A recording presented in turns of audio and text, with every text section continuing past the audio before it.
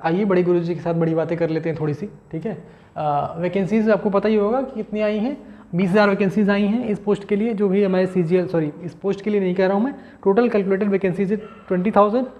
जो इसकी category wise vacancies आएंगी वो आपको जल्द ही नोटिफाई कर दी जाएंगी, ठीक है। चलिए, एज लिमिट, जो भी आपकी एज लिमिट है उसकी एज लिमिट को देखते हुए आप फॉर्म भरिएगा, अदरवाइज आपका फॉर्म जो है क्या हो जाएगा, डिसक्वालीफाइड हो जाएगा, एक तरीके से आपका फॉर्म रिजेक्ट कर दिया जाएगा। क्योंकि इसमें जो आपने देखा होगा 18 से 27, ठीक है, 20 से 30 है, ठीक है, और मेरे ख्याल से 18 से 32 भी है, ठीक है, 18 से 32 है, 18 से 30 है, ऐसे कुछ एज ग्रुप्स बने हुए हैं जिनके अकॉर्डिंगली आप अपना फॉर्म फिलअप करिएगा, ध्यान रखिएगा। सबसे तीसरी पॉइंट, सबसे बड़ा पॉइंट आता है फोटोग्राफ का, ठीक है। फोटोग्राफ और सिग्नेचर का, देखिए फोटोग्राफ क्या है, बहुत लोग क्या करते हैं भी अपने मोबाइल से इसके सेल्फी लेकर डाल दी, या आप चश्मा पहन रखे हैं, हालांकि मैं इसमें प्रयास करूँगा कि इसमें अटैच कर दिया जाए कि भाई किस तरीके के फोटोग्राफ आपको नहीं डालने हैं। बहुत पुराना फोटो भी नहीं डालना है, not more than 3 months old, ठीक है, 3 महीने से पुराना फोटो आपको नहीं डालना है। नया फोटो, देखिए इतने दिन बाद वैकेंसीज आई हैं, तो आप कोई छोटा रिस्क मत लीजिएगा, ठीक है, कि आपका फॉर्म ही डिस्क्वालीफाइड हो जाए। मैंने आपको पहले भी कहा है कि भाई आपकी योग्यता, एग्जाम में बैठे फेल हो गए वो उतना दुख नहीं देता जितना आप एग्जाम को आपको मौका ही नहीं मिला, ठीक है। मौका ना मिलना एक कहीं ना कहीं बहुत बहुत खटकता है, ठीक है, कि मौका मिला होता तो मैं भी भाई बहुत कुछ कर सकता था, तो कम से कम हम इस मौके को अपने अच्छे तरीके से भुना सकें। तो फोटोग्राफ्स का ध्यान रखिएगा और सिग्नेचर का खास ध्यान रखिएगा। जितनी उसकी साइज मांगी गई है JPG फॉर्मेट में मांगा गया है उसी में दीजिएगा, ठीक है। पर्टिकुलर, जो भी आपके पर्टिकुलर होंगे, नाम, आपकी मदर्स का नाम, फादर्स का नाम, जो भी चीज़ें होंगी, डेट ऑफ बर्थ, ये 4 चीज़ें जो भी आप जहाँ भी लिखते हैं, आपकी जो हाई स्कूल की सर्टिफिकेट या मार्कशीट होगी उसके अकॉर्डिंग ही उसमें लिखिएगा, ठीक है। इसके अलावा कुछ भी मत लिखिएगा, जो आपकी हाई स्कूल की मार्कशीट है उसमें जैसा भी लिखा हुआ है, ठीक है। ऐसा नहीं कि आप अपने तरफ से कुछ उसमें ऐड कर दें या गलत कर दें। अपनी मार्कशीट को ही लेके जाइएगा साथ में, उसकी जेरॉक्स को लेके जाइएगा जब भी आप फिलअप करवाने जाएं किसी ऑनलाइन सेंटर में, तो ध्यान रखिएगा, किसी भी साइबर सेंटर पे, ठीक है। चलिए बात कर लेते हैं कि फिल पोस्ट प्रेफरेंसेस। ध्यान रखिएगा कि ये आप जो पोस्ट का प्रेफरेंसेस है बहुत ध्यान से बढ़िएगा, केयरफुली भरिएगा। अगर किसी गाइडेंस लेना चाहते हैं तो हाँ आप गाइडेंस ले लीजिए, भाई आप में क्या एबिलिटीज़ हैं, आप किस में जाना चाहते हैं। लेकिन अगर आपने इसको ब्लैंक छोड़ दिया तो वहाँ पर आपकी प्रेफरेंस नील मानी जाएगी। और अगर बाद में आप उस कमीशन को बार चिट्ठी करते हैं, फैक्स करते हैं, कुछ भी करते हैं कि भाई मेरी प्रेफरेंसेस ये ले लीजिए, वो ले लीजिए, तो वो उसको पूरी तरीके से अवॉइड कर देगा। फॉर्म तो आपका मतलब ऐसा नहीं करेगा कि वही फॉर्म ही कैंसिल कर दे, बट आपकी जो प्रेफरेंसेस हैं वो दोबारा नहीं आपको मौका मिलेगा भरने के लिए, ठीक है, ध्यान रखिएगा इसको। एप्लीकेशन रिसीव्ड, जब भी आप एप्लीकेशन भरेंगे तो आपको ये मैसेज जरूर आएगा, ध्यान रखिएगा, application received content not verified. ऐसा मैसेज अगर आपके पास आया हुआ है, इसका मतलब है आपका क्या है, एप्लीकेशन रिसीव हो चुका है, ठीक है, ध्यान रखिएगा।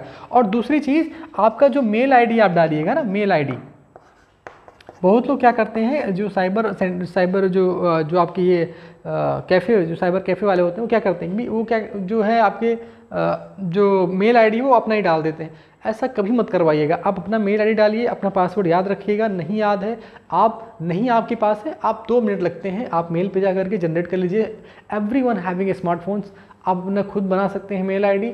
अपना मेल आईडी अपने पास रखिएगा, सो दैट इन फ्यूचर कभी भी रिक्वायरमेंट पड़े तो एटलीस्ट आप अपने मेल आईडी से कुछ कांटेक्ट कर सकें कमीशन को, ठीक है। मेल आईडी का या रेफरेंस दे सकें, मेल आईडी पे ही उसमें आप कुछ भेज सकते हैं, या उस पर कुछ भी नोटिफिकेशन आएगा तो मेल आईडी पे ही आएगा। आपने कैफ़े वाले का दे दिया, उसके बाद दिन में 50 मैसेज आ रहे हैं, ठीक है, वो कहाँ आपको ढूंढता फिरेगा उसमें। तो कम से कम आप उससे अपने जो आपका जो उसमें अपडेट आ रहा है उससे आप क्या रहेंगे, नोटिफाइड रहेंगे, ध्यान रखिएगा, ठीक है। करेक्शन की बात करूं तो इसमें ये सबसे इंपॉर्टेंट टॉपिक आया हुआ है कि भी आप करेक्शन कर सकते हैं इस फॉर्म में, ठीक है। करेक्शन की जो 2 दिन की डेट भी आई हुई है, ध्यान रखिएगा। करेक्शन के लिए आपको समय मिलेगा 12 से 13 अक्टूबर तक का शायद इसमें समय मिलेगा आपको, और इसमें आप मॉडिफाई या करेक्शन कर सकते हैं अपने फॉर्म को, जिसमें आपको, अगर आपने पहली बार करेक्शन किया, मान लीजिए जैसे आपने अपना नाम लिखा रोहन, अब रोहन में ROHAN आग में एक और ए जोड़ दिया, ठीक है, आपने करेक्शन कर दिया भाई, तो उसके लिए आपको 200 रुपीज़ पे करना पड़ेगा, चार्ज पे करना पड़ेगा, इर्रिस्पेक्टिव ऑफ एनी कास्ट, जो भी कोई भी कास्ट के हो, आपको उसमें छूट नहीं मिलेगी। जो 100 रुपीज़ का शायद चालान हो रहा है उसमें आपको छूट मिल सकती है, बट इसमें कोई छूट नहीं है। 200 रुपये पे करिए और आप अपना क्या कर सकते हैं, मॉडिफाई करा कर सकते हैं। मान लीजिए आपने क्या मॉडिफाई कराया, देखिए ऐसा इसलिए कराया गया है क्योंकि अधिकतर क्या होता है, बच्चे खुद नहीं भरते या बहुत लोग तो खुद भर देते हैं अपना फॉर्म। बहुत लोग साइबर जो कैफ़े होते हैं उनसे भरवाते हैं, उन्होंने क्या जल्दबाजी में कहीं गलती कर दी, बाद में उन्हें लगा नहीं गलती हो गई और वो एग्ज़ाम में बैठना नहीं पाए। तो कहीं ना कहीं ये 200 रुपये देकर के कुछ सहूलियत भी मिल गई हमें कि चलो एटलीस्ट हम अपना फॉर्म तो फिर से मॉडिफाई करा सकते हैं, ठीक है। और ये जो 500 रुपीज़ का है, तो ये 500 रुपीज़ क्यों ऐसा ले रहा है भैया, ये कह रहा है कि भैया मान लीजिए 200 रुपये दे करके आपने मॉडिफाई कराया और दोबारा आपने देखा अपना नाम तो सही करा दिया, आपने देखा कि फादर का नाम भी गलत है, उसको नहीं करवा पाए, तो दूसरा चांस आपको मिलता है कि आपने 500 रुपीज़ दीजिए और उसको ही मॉडिफाई करवाइए। देखिए चार्जेस आपको देने पड़ेंगे, कारण है उसका क्योंकि आपने भाई इतना टाइम आपको मिल रहा है, पहली बार ये मिला, दूसरी बार आपने फिर गलत कर दिया, तीसरी बार तो इस सब चार्जेस को बचाने के लिए कि भाई हमारे पैसे ना खर्च हो, आप पहली बार वही फॉर्म बहुत अच्छी तरीके से भरिएगा, ठीक है। दूसरा आता है फिजिकली फिट रखिएगा अपने आप को। अब फिजिकली फिट रखिएगा, किसी भी ऐसी एक्टिविटी में आप इंक्लूड ना होइए जिससे आपकी फिजिक्स आपकी जो मतलब फिजिकल कंडीशन आपकी डैमेज हो।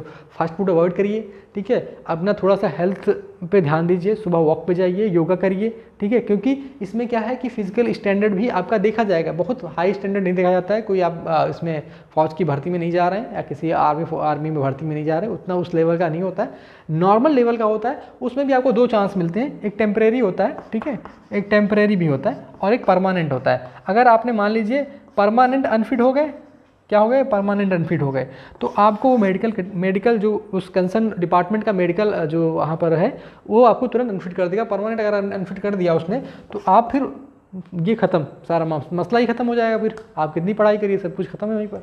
दूसरी चीज़ है कि टेम्परेरी में आपको 3 महीने का टाइम और दिया जाएगा कि 3 महीने बाद आइए भैया फिर मेडिकल करवाइए और उसके बाद आप अपने आप को फिट करके आइए 3 महीने में। तो हमें ये नौबत लानी ही नहीं है कि हम क्यों 3 महीने जाएँ 3 महीने आएँ, ऐसा कुछ हमें करना नहीं है। तो ये चीज़ पर विशेष ध्यान रखिएगा कि उस चीज़ों से ऐसे दूर रहा जाए जहाँ पर आपकी थोड़ी फिजिकल कंडीशन डैमेज हो। लाइक फास्ट फूड आप ज़्यादा अगर अपने दैनिक जीवन में ले रहे हैं तो उनको थोड़ा कम करिए, ठीक है।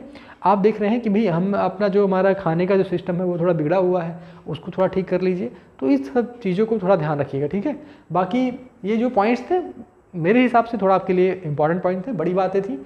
तो अगर आपको पसंद आई हो तो प्लीज़ वीडियो को लाइक करें, सब्सक्राइब करें चैनल को और बने रहें हमसे ऐसे ही अच्छे अपडेट्स के लिए। Thank you very much.